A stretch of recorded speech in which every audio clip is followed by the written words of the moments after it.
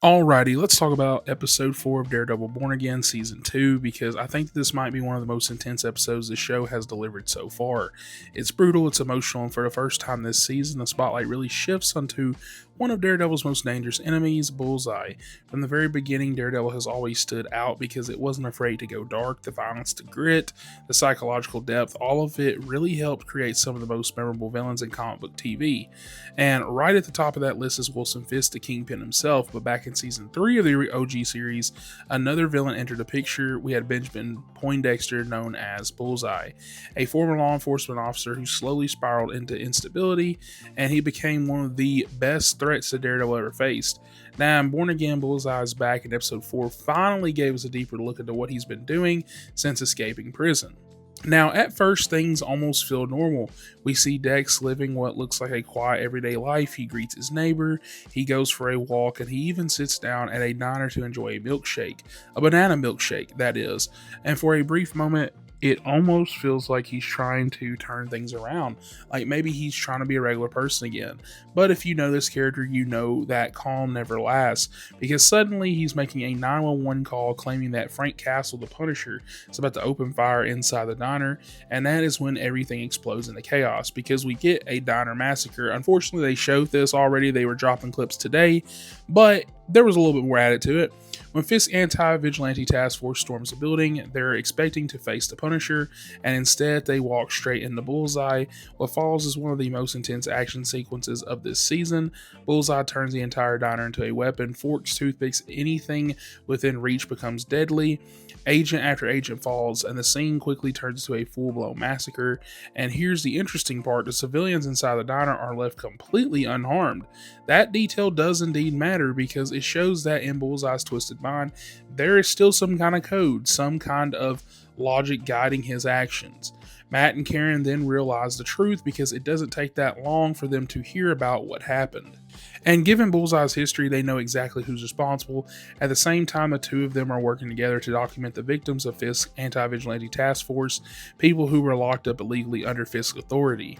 It's heavy and emotional work, and in the middle of all that tension, they share a powerful moment, finally saying the words that have been building between them for years, but there's no time to celebrate because Matt knows that he has to find Bullseye before things get even worse.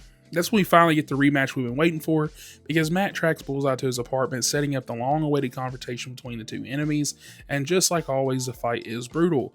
But Bullseye quickly gains the upper hand, grabbing his elderly neighbor and holding her hostage, and that moment reveals something also pretty important, because Dex, at the end of the day, still hasn't changed. He hasn't become a quote-unquote better person, but in his mind, he believes he's trying to do one final act of redemption and what he calls one good deed.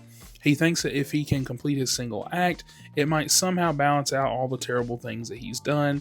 It is indeed twisted logic, but for Bullseye, it makes perfect sense. Meanwhile, Wilson Fisk is dealing with problems of his own. His anti-vigilante task force just suffered a massive prison break from the last episode. His operations are under scrutiny, and the destruction of a weapons shipment has created a serious public relations disaster. But Fisk, being Fisk, refuses to back down. Instead, he decides to make a bold public appearance, still stepping into the spotlight at a high-profile boxing match that he's been setting up this past season. It's a calculated move, a show of strength, and once again, Fisk proves that he doesn't need superpowers to dominate his opponents. He absolutely destroys his competition in the ring, but the celebration does not indeed last long because Bullseye crashes the party. Just when things seem like they're under control, he shows up, and the situation spirals into insanity pretty instantly. He begins cutting through Fisk's guards and allies, moving closer and closer to his target, and it's chaos, panic, and a bunch of pure destruction. And once again, Daredevil is forced to step in, not to protect Fisk, but to stop Bullseye from turning the entire event into a massacre, because no matter how much Matt hates Fisk, his moral code won't allow innocent people to die. That's when we get the quote-unquote big shocking moment people were talking about, because after the fight, it looks like the worst is over. Bullseye is wounded, the threat seems contained, and Fisk appears to have survived the attack, but then comes a twist. Wilson turns around and realizes that something is terribly wrong. Vanessa has been injured during the chaos, struck by a piece of shattered glass. It's a pretty devastating moment because Vanessa isn't just Fisk's wife, she is indeed his partner, his anchor, and the one person who has always kept him a little bit grounded. And if she's truly gone, then the gloves are indeed off. That could push Wilson Fisk into a darker place than he's ever been before, than we've ever seen him before. I feel like episode 4 pretty much delivers everything that we wanted from this episode. It keeps ramping up the action, emotional stakes.